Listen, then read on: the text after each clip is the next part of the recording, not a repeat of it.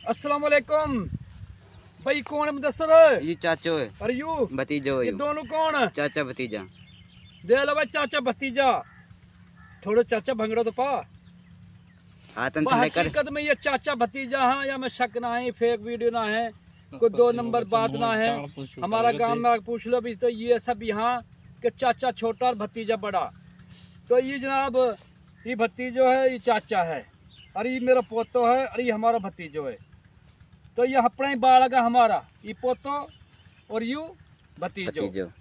तो मेवन में भाई माशाल्लाह सब यहाँ के चाचा छोटा और भतीजा बड़ा, और हमारा घर कुड़बा में ही है हाँ माशाल्लाह। मैं जो है ना तरक्की पे जा रहा, पैदावार बढ़ाने के पाकिस्तान की जो मुसलमानों की आबादी है वह बढ़ाऊंगा ये।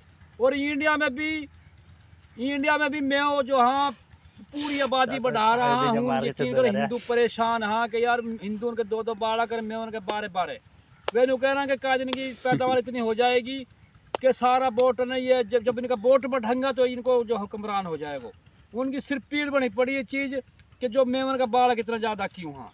तो भाई आप सल्लल्लाहु में भी ज़्यादा बच्चा जो है ना ज़्यादा बच्चा, चलो यार चलो ठीक है। तो किसको शेर गिदड़ किसको एक बारी गिदड़ का शेर हूँ ना खराब मत